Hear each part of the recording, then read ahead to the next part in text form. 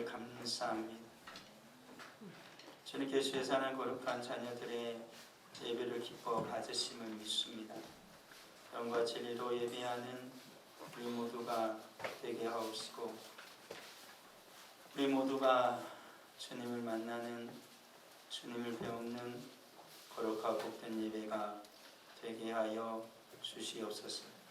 함께하지 못한 우리 사랑하는 성도들 주님 불쌍히 여겨 주시기를 원합니다. 영적 침체 가운데 있는 자를 주님 다시 건지셔서 우리 하나님께 회개하며 나와 주의 이름 부르게 하시고, 연약한 자들을 주님께서 붙드시사 저들을 일으키시고 강건하게 하심에 하나님께 뛰며 걸으며 찬양으로 영광을 드릴 수 있는 복된 자들이 또한 되게 하여 주옵소서. 이런저런 분주한 일로 주 앞에 나오지 못한 이들이 또한 있습니다. 하나님, 저들을 불쌍히 여겨주시고, 내가 세상에서 가장 가치 있게 여길 수 있는 것이 바로 하나님께 예배하는 일임을 깨달아 알게 하여 주셔서 저의 심령이 주님 앞에 예배하는 일에 또한 집중할 수 있도록 은혜 베풀어 주옵소서. 나온 모든 자들마다 성령 하나님 함께하여 주시고, 살아계신 하나님께 온전히 예배하는 우리 모두가 되게 하옵소서. 예수 그리스도의 이름으로 기도합니다. 아멘. 오늘 말씀을 보면 세월이 지났다 이래 나와 있습니다. 무슨 세월이 지났냐면, 저 조상 아담이 하와와 동침하여서 가인을 낳았고, 그리고 그 다음에 아벨이라는 아들을 낳았습니다. 그리고 시간이 흘러갔죠. 세월은 흘러갑니다.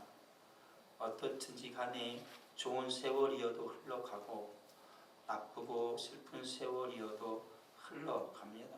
세월은 멈추지 않고 하나님께서 창조하신 일에 멈추지 않고 계속 흘러갔습니다. 물론 하나님의 기적으로 말미암아 멈춘 적, 해가 멈춘 적도 있고 해가 뒤로 간 적도 있지만, 그렇다고 해서 영원히 멈춘 것은 아니고 잠시 잠깐 하나님께서 그런 기적을 행하신 것입니다.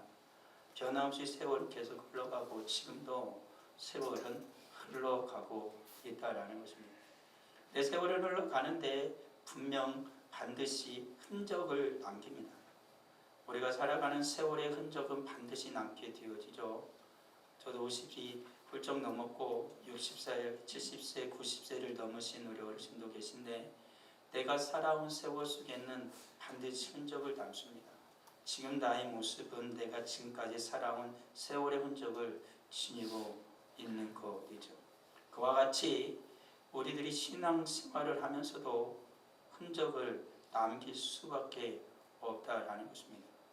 깊은 봉우리와도 같은 날들이 있었는가 하면 깊은 골짜기 어둠의 기슭한 곳을 걸어갔던 그러한 흔적도 있을 것이고, 하나님의 영광 중에 찬양했던 천사와 같은 모습도 있는가 하면 깊은 죄악 가운데 빠져서 내 얼굴이 흑빛과도 같은 사탄의 자식과도 같은 모습으로 있었던 흔적도 우리의 인생 가운데 분명히 있습니다.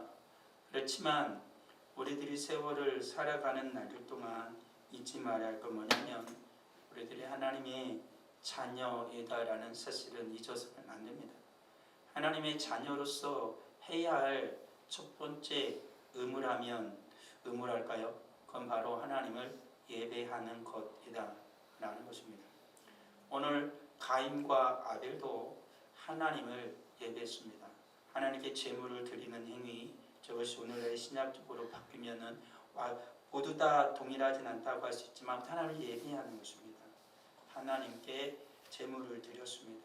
그들이 한 해 동안 수확한 것으로 가인은 농사를 지었기 때문에 곡식으로, 아벨은 양을 치었기 때문에 양으로 하나님께 예배를 드렸습니다. 그런데 하나님께서 어떠한 일인지 가인의 그 제물과 가인은 받지 않으셨고 아벨의 제물과 아벨은 받으셨다 이렇게 나옵니다. 그러니까 하나님께서 오늘 우리가 예배할 때 하나님은 나의 예배와 나를 받으시고 아니면 하나님은 나의 예배와 나를 받지 않으신다라는 것입니다. 그것이 무슨 큰 이변이 있겠느냐라고 말할지 모르지만 예배라는 것은 하나님을 만나고 하나님을 보는 것이기 때문에 큰 이변이 속출할 수 있다라는 사실을 오늘 성경은 우리에게 보여주고 있다라는 것입니다. 우리가 하나님을 예배할 때 정말 예배를 드린 가운데 하나님의 은혜를 받는 자들과 하나님의 은혜를 받지 못하는 자들의 삶은 다릅니다. 은혜를 받는 자들은 하나님 앞에서 한 주를 살아가는 동안 어떻게든지 하나님의 은혜 가운데 살아가려고 조금이라도 노력을 하고 몸부림을 치는가 하면, 은혜를 받지 못한 자들은 그저 시간을 때운 겁니다. 일상적인 삶과 별다를 바 없는 하나의 시간, 한 시간을 그냥 보낸 거죠. 내게 뭐 듣기 좋은 소리, 나의 교양을, 나의 도덕적인 성품을 조금 늘리는 데는 도움이 되었을지 모르지만 그의 영혼을 새롭게 하고 하나님과의 관계를 더 깊어지게 하는 데는 철저하게 실패했다라는 겁니다. 가인과 아벨이요, 하나님께 제사를 드렸을 때 하나님이 받으시고 받지 않으시고 난 이후에 그들에게 변한 것이 하나가 있었습니다. 가인이 갑자기 농사가 망해버리고 아벨은 양들이 양 폭발적으로 증가했다, 그런 거 없습니다. 그들의 심령이 변했습니다.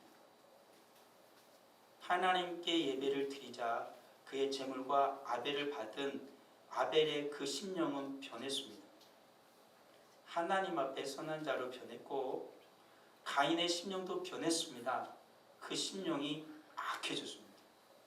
그 심령을 죄가 붙잡았다라는 거예요. 그러니까 예배라는 것은 영적인 전쟁터입니다. 가장 극렬하게 벌어지는 영적인 전쟁터라는 사실을 잊어서는 안 되는 거예요. 하나님께 드리는 예배를 실패하고 나게 되어지면 우리의 신앙은 언제 추락할지 모릅니다. 맨 처음에 별 표가 안 나요. 한 번쯤 예배 와서 졸고 딴짓하고 딴생각 한다고 해서 사람이 크게 변하겠습니까? 크게 변하지 않는 것 같아요. 근데 어떤 이는 크게 변하기도 하더라고요. 근데 그것이 한 번, 두 번 반복되어지다 보면 그 심령은 철저하게 굳어집니다. 그리고 한 달 뒤에 하나님을 예배하러 오면은 그의 심령이 싸늘하게 식어졌음에도 불구하고 그는 깨닫지 못합니다. 나의 심령이 얼마나 싸늘하게 식어졌는지를. 그렇지만 우리 하나님은 아시겠죠. 그리고 예배를 인도하는 목사도 어느 정도 짐작은 합니다. 그런 거 아니겠습니까? 그런 거예요.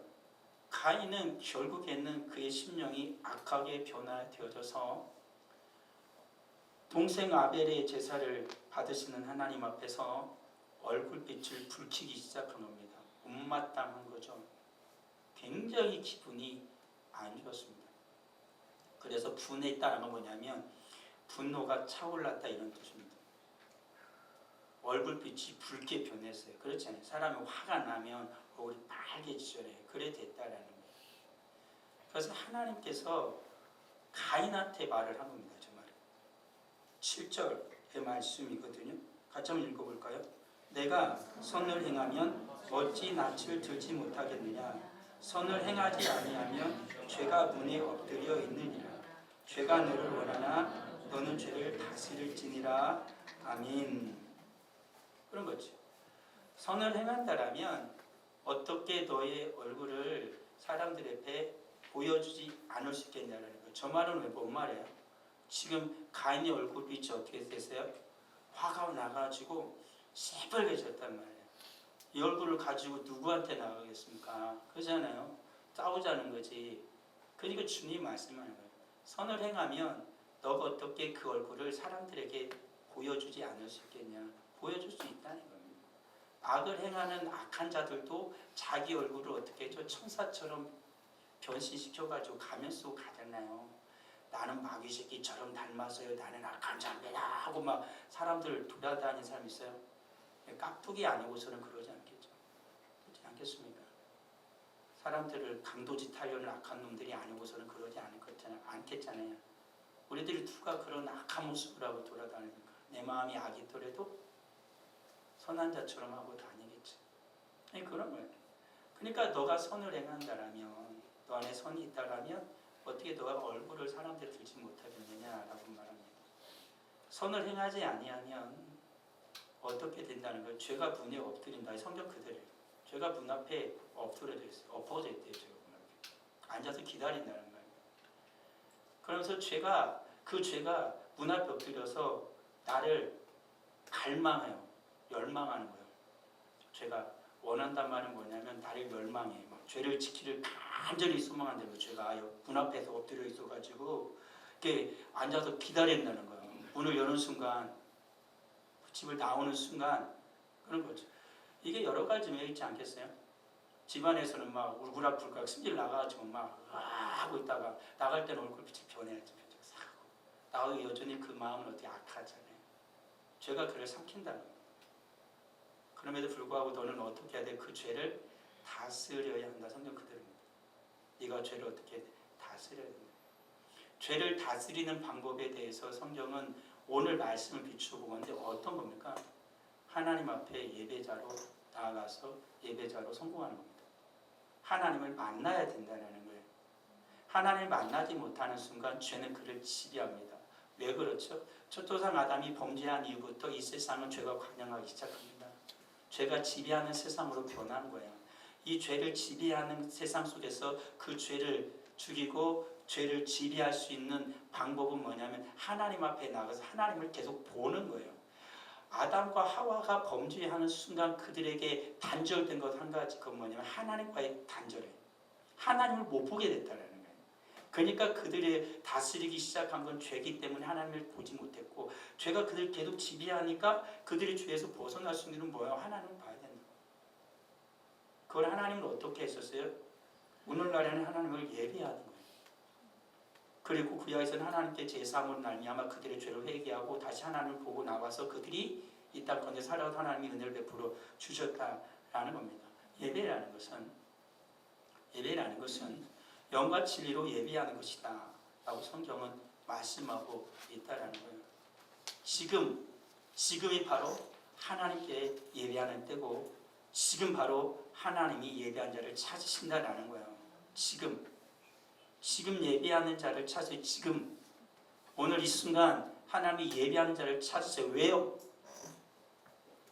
창세기 4장에 나온 것처럼 하나님을 보지 못하면, 하나님을 만나지 못하면 나는 무엇으로 추락을 해요? 죄 가운데 추락하는 거예요. 죄가 나를 지배하게 된다는 것입니다. 여기서 하나님을 만나지 못하고 우리가 문을 나서는 순간 우리는 어떻게 되겠어요? 죄가 나를 기다리고 있다는 거예요. 밖에서 지금 문을 열고 나가는 순간 죄가 나를 기다리고 있다니까요. 하나님을 만난 자들은 죄들 다스립니다. 그렇지만 하나님을 만나지 못하고 우리가 나가면 죄는 어떻게 해요? 나를 삼킬 겁니다. 그리고 나는 또다시 그냥 살아가는 거 아니겠어요? 어떤 인생으로 살아가길 원하면 우리는 하나님의 자녀 아닙니까? 그렇지 않다. 하나님의 자녀잖아요. 여기서 누가 뭐 마귀 자녀 있어요? 아니잖아요. 우리 모두 다 하나님의 자녀예요. 그래서 하나님은 우리를 만나길 원하셔서 예배의 자리로 오늘 부르신 거예요. 이게 가장 큰 은혜예요. 가장 큰 은혜예요. 어느 것과도 바꿀 수 없는 가장 가치 있는 일이라는 사실을 잊어서는 안 될 것입니다. 예배는 하나님을 만나는 거예요. 하나님 만나야 돼요. 하나님 음성을 들어야 되고, 하나님이 나의 심령 새롭게 해야 되고, 하나님께서 나를 지금 치유하고 계심을 경험해야 돼요. 하나님은요, 역사하십니다.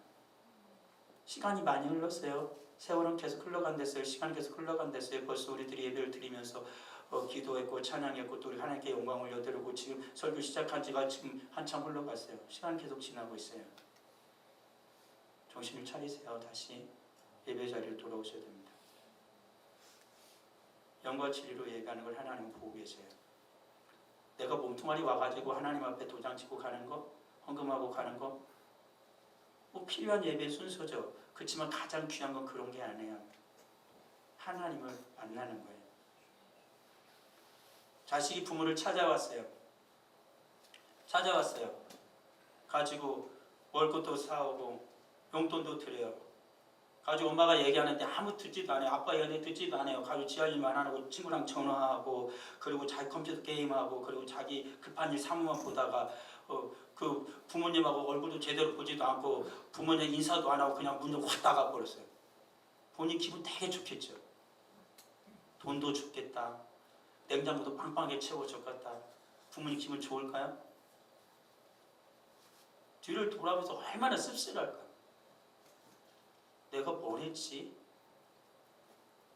내가 지금까지 살아온 세월이 아깝지 않을까요?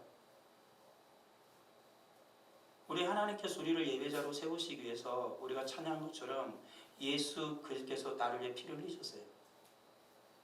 그렇게 하나님의 자녀 삼아주시고 오늘 이 예배 자리로 예수님께서 성령님을 보내주셔서 성령 하나님이 이끄신 거예요. 성삼위 하나님께서 나를 예배자로 만들기 위해서 그 모든 수고를 아끼지 아니하시고 생명까지 바친 거예요. 그 하나님의 은혜로 난 지금 이곳에 있는 거예요. 하나님 우리에게 뭘 요구하지 않나요? 나를 보라는 거예요. 나의 음성을 듣고 나를 만나라는 거예요. 너의 마음이 누구로 향하라는 거예요? 하나님께로 향하라는 거 아닙니까? 우리 하나님 그걸 말씀하고 계시는 거예요.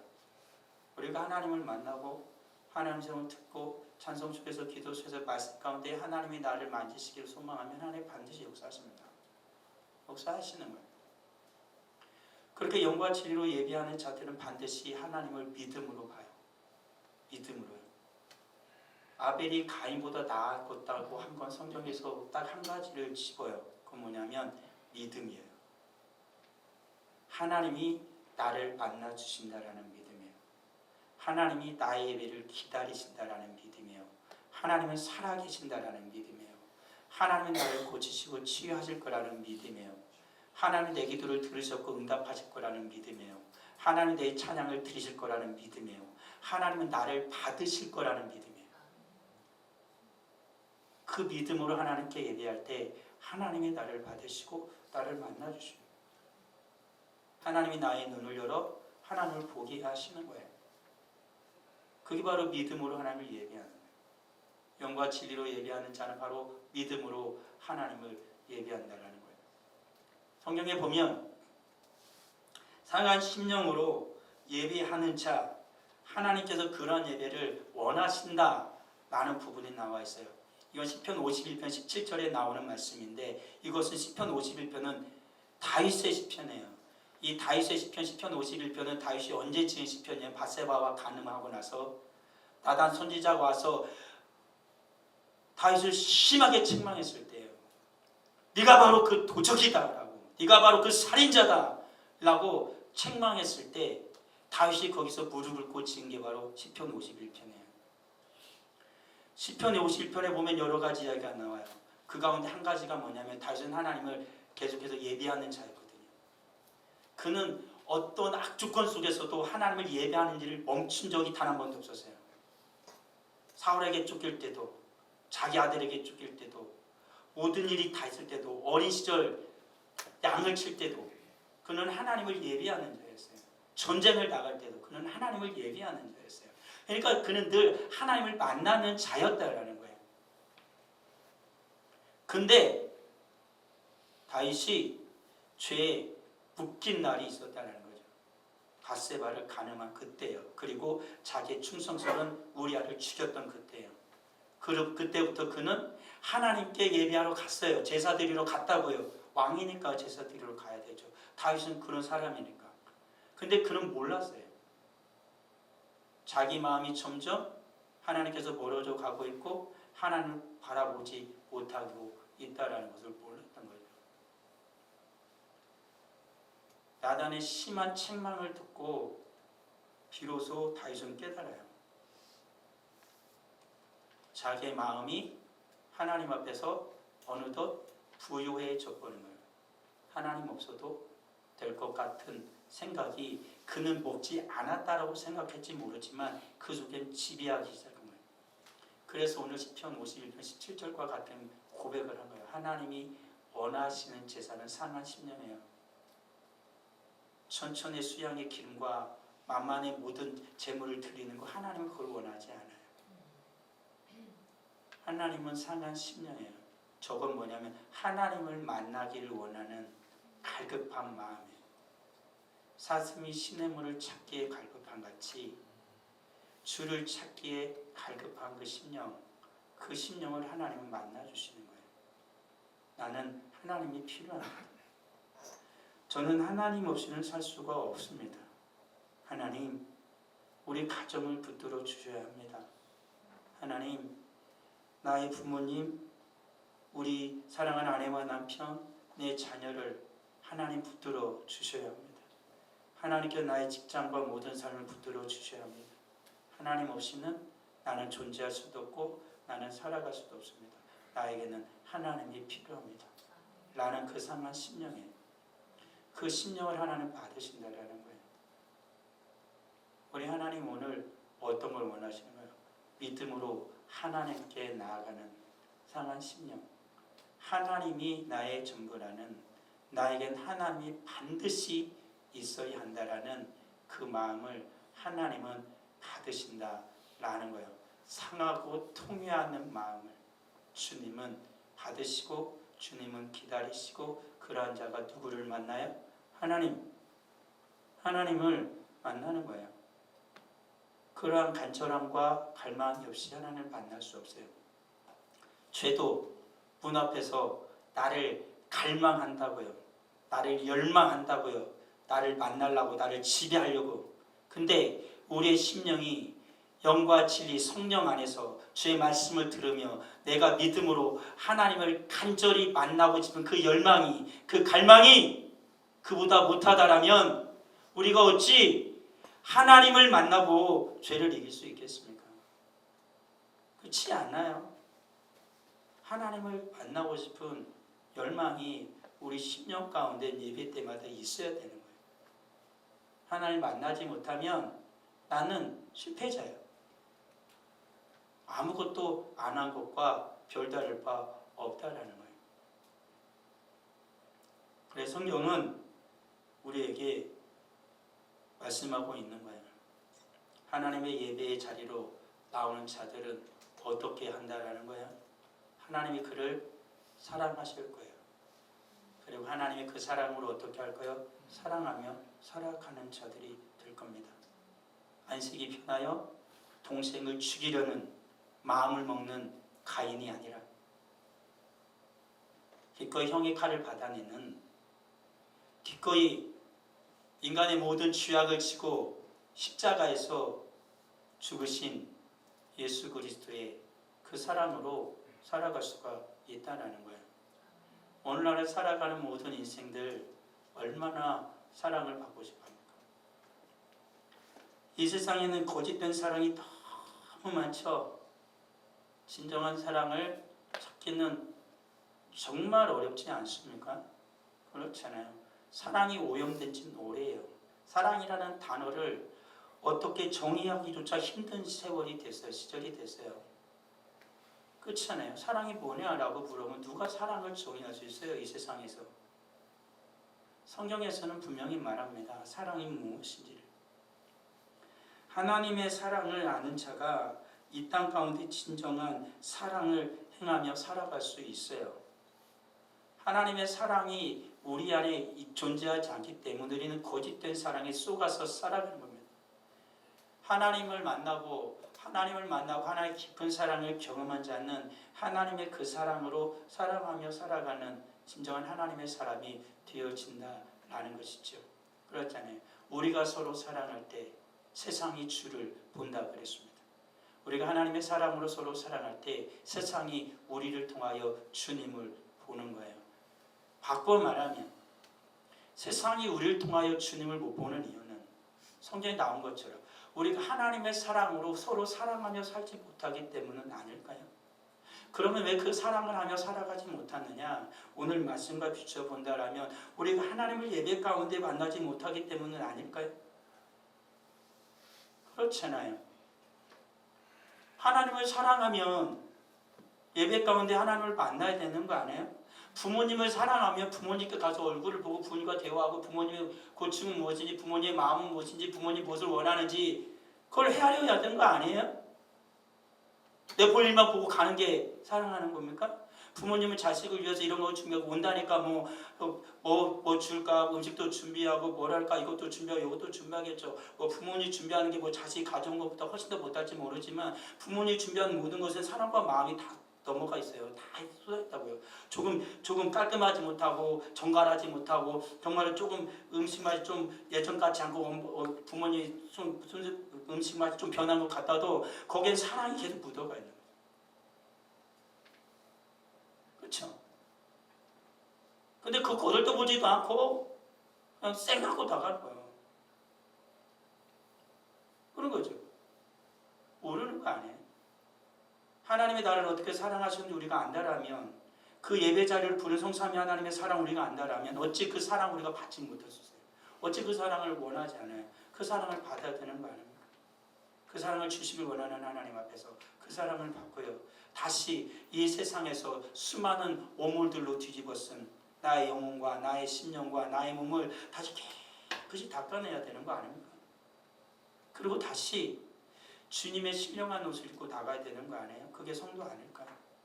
그런 거잖아요. 세상에서 이리저리 치면서 막 고통스럽고 힘들고 힘들게 살아갔던 자식이 부모님께 와가지고 부모님 말씀도 듣고 엄마, 아버지 제가 이렇게 사는데 너무 힘들고 어렵고 참 요즘 세상 힘들어요. 옛날에 엄마 아빠한테서 어릴 적에 같이 살 때가 참 좋았던 것 같아요. 그래도 엄마 아빠가 최고인 것 같습니다. 그때 엄마가 괜찮다. 세상 힘들지. 네가 살아보니까 힘들지 않으면 하나도 없더라. 세상은 다 힘들더라. 원래 그런 거 아니겠니? 너도 힘내라. 엄마가 너 위해 기도하고 있고 아빠가 너 위해 기도하고 있으면 힘내라. 잘 될 거야. 괜찮아. 하나님이 너와 함께 하시니까 괜찮아. 부모님의 그런 음성을 조금이라도 듣고 얼마나 좋겠어요. 그렇지 않아요? 그게 사랑이잖아요. 우리 하나님 모든 것을 다 준비하고 기다리고 계신데 하나님의 그 사랑을 받지 못하고 나간다면 우리는 얼마나 비참한 인생입니까? 그렇지 않아요? 성삼위 하나님의 사랑을 받으십시오. 창조하셔서 섭리하시는 그 하나님의 사랑을 날려 십자가 박혀 죽으시고 부활하셔서 천하셔서 성령님을 보내주신 그 예수 그리스도의 사랑을 지금도 나와 함께하고 계셔서 예배자로 세워주시고 주의 음성을 깨닫게 하여 주시며 나의 기도를 주장하시고 주님의 뜻을 알게 하시는 나의 모든 것을 인도하시는 성령 하나님 그 사랑을 알고 가야 되지 않겠어요? 우리 그래서 예배하는 거예요. 하나님 그 사랑을 받고 사랑하며 살아가기를 원하기 때문에. 그리고 하나님은 그 사랑하는 자들에게 성경을 보게 되면 반드시 복을 주십니다. 민수기 6장 24절부터 27절에 나오는 것은 뭐냐면 아론으로 하여금 대제한을 삼고 나서 그로 하여금 이스라엘 백성들을 축복한 겁니다. 이스라엘 축복한 겁니다. 목사가 축도를 하잖아요. 축도는 두 가지로 개혁교회에서는 합니다. 일반적으로 제가 여러분들에게 하는 우리 교회 하는 축도와 그리고 민수기 6장의 말씀을 가지고 축도를 합니다.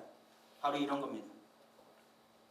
여호와는 내게 복을 주시고 너를 지키시기를 원하며 여호와는 그의 얼굴을 내게 비추사 은혜 베푸시기를 원하며 여호와는 그 얼굴을 내게로 향하여 드사 평강 주시기를 원하노라. 이게 아버지의 마음입니다. 예배하는 여러분들에게 우리 하나님께서 주시고자 하는 복은 바로 이것입니다. 내게 복을 주시고 너를 지키시기를 원하며 여호와는 그의 얼굴을 내게 비추사 은혜 베푸시기를 원하며 여호와는 그 얼굴을 내게로 향하여서 평강 주시기를 원하노라. 지키시고 은혜 베푸시고 평강 주시는 그 하나님의 복을 우리 하나님은 주시기를 원하고 그 복을 받고 그 하나님을 만나고 어떤 인생으로 살아가길 원해요? 아벨과 같이 축복하며 살아가는 인생이 되어지기를 원한다는 거예요. 우리 안에 하나님의 복이 있을 때 우리가 축복하는 자가 되잖아요. 내 안에 하나님의 복이 없고 하나님의 사랑이 없으니까 내 입술이 저주를 내뿜는 건 아닐까요? 내 안에 선을 행할 선한 능력이 있으면 선한 것을 내지 않을까요? 근데 내 안에 선한 것이 없으니 어떻게 해요? 얼굴빛 전에 분노하여 죄에 붙들려 악한 것을 행하는 거 아니겠습니까? 오늘 성경 분명하게 말하잖아요. 예배하는 자, 그저 하나님의 사랑을 받고 하나님의 복을 받고 축복하는 인생이 되어질 것입니다. 우리는 하나님의 자녀로서 하나님의 복을 빌어주는 자지, 축복하는 자지, 저주하는 자는 아니라는 사실을 잊지 마십시오. 우리는 타인을 저주해서도 안 되고요, 내가 스스로 나를 저주해서도 안 됩니다. 우리는 타인을 축복해야 되고요, 그리고 하나님 앞에 복을 나를 위해서 비는 자들이 또한 되어져야 한다라는 거예요. 그게 바로 하나님 앞에 예배하는, 하나님을 사랑하며 살아가는 자들이 된다라는 겁니다. 예배하는 자의 삶은 반드시 바뀝니다. 예배를 주님 앞에서 성공하고 하나님을 만나는 자의 예배는 반드시 바뀝니다. 안 바뀔 수가 없습니다. 사람은 하나님이 바꾸시거든요. 하나님이 안 바꾸시고 방치하면 인간은 죄에 그대로 떠밀려 가서 눈 밖에서 그는 죄의 삼킴을 당하고 죄의 길로 갈 수밖에 없습니다.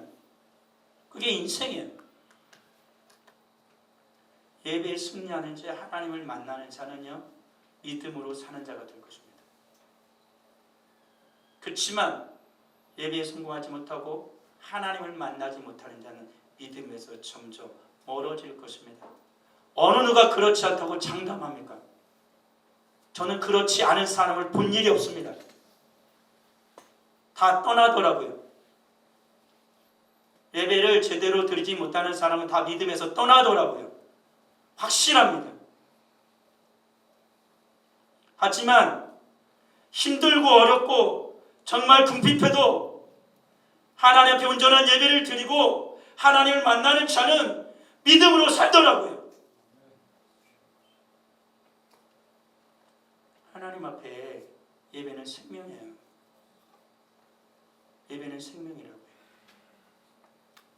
하나님께 온전한 예배를 드리고 하나님을 만나는 자는 죄를 다스리며 살아갑니다. 오늘 창세기에 나온 말씀처럼.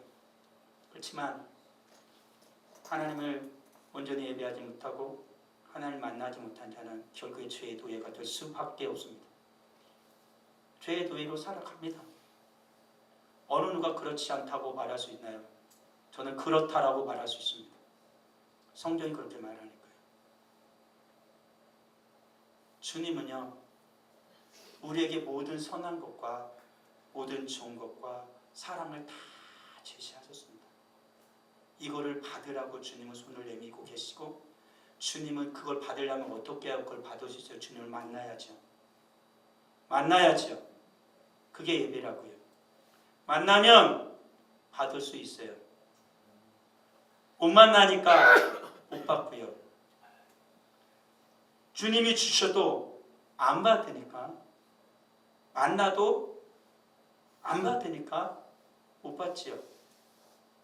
내 생각은 전혀 다르니까.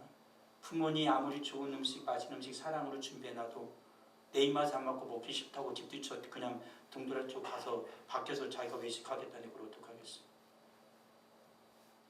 하나님 모든 사랑으로 우리에게 모든 선한 것을 다 준비하셔도 내 마음이 약하여서, 내 마음이 충분히 부요하여서 그걸 원하지 않는다라면 어찌 받겠어요?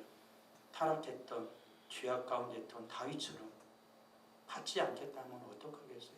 그쪽으로 사는 성도들이 이 시간에 깨닫고 상한 심령으로 다시 주님의 앞에 나가 주의 음성을 듣고 주님이 내게 주시고자 하셨던 그 모든 사랑을 받기를 원한다라면 하나님은 주저하지 않고 여러분의 가슴에 가득 안겨 주실 것입니다. 기쁨으로 단을 거두면서 여러분들은 문을 열고 나갈 것입니다. 죄가 열망할지라도 여러분들의 품에 어느 거나 꽂아 줄 수 없을 만큼 가득한 주님의 사랑을 안고 가는 여러분들을 죄는 바라보면서 그들이 절망할 것입니다. 그게 바로 그리스도입니다. 하나님께서 주시는, 하나님께서 하나님을 만나고 하나님께 베푸신 모든 은혜와 사랑을 받고 가야 돼요. 예배는 반드시 성공해야 돼요. 교회를 통해서 우리는 반드시 하나님을 만나야 돼요. 만나야 돼요. 하나님께서 나와 여러분들이 하나님께 드린 모든 걸 받으셔야 돼요.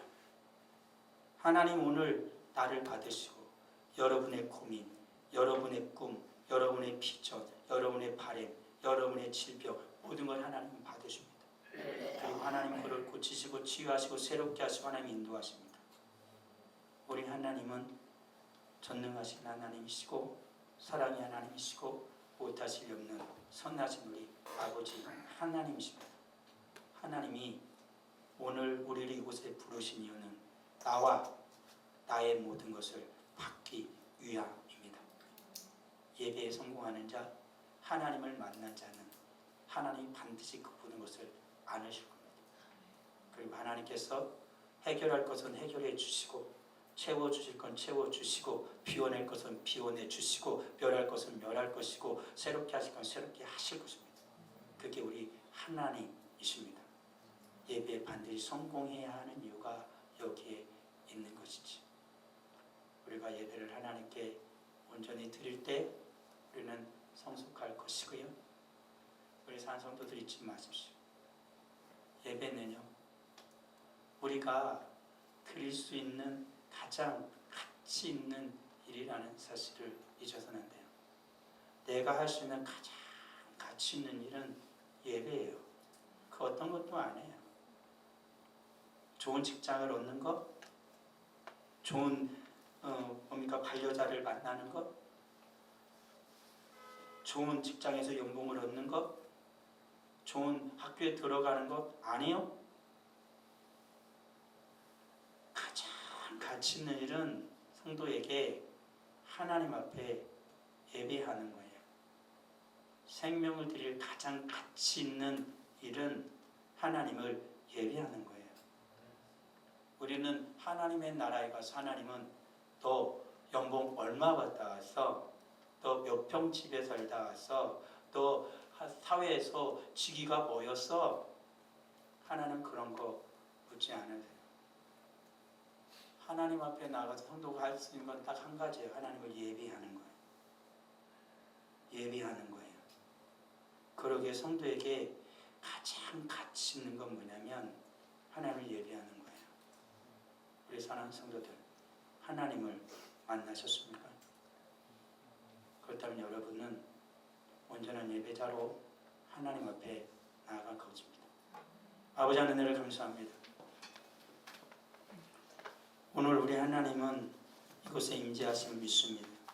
그리고 하나님 우리를 만나기를 원하십니다. 하나님을 만났나요? 하나님은 아시고요. 또 내 심령이 압니다. 하나님을 만났음에도 불구하고 내 마음이 너무 묻어져서 모를지도 모르나 하나님을 깨닫게 하여 주실 것 또한 믿습니다. 하나님, 그리스도인이 하나님을 예배하며 하나님을 만나지 못한다는 것만큼 비참한 일은 없을 것입니다. 죄가 문 앞에서 기다리는데 무슨 힘으로 그 죄를 이기며 세상을 이길 수 있을는지요.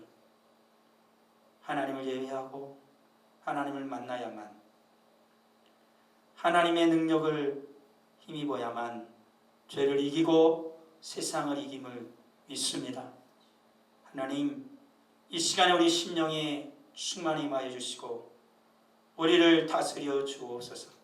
죄가 다스리는 인생이 아니라 하나님이 다스리는 인생, 그리고 나는 하나님의 다스림을 받고 하나님의 그 능력으로 세상과 죄를 다스릴 수 있는 제 거룩한 백성들이 다 되도록 은혜 베풀어 주시기를 간절히 바라고 소원합니다.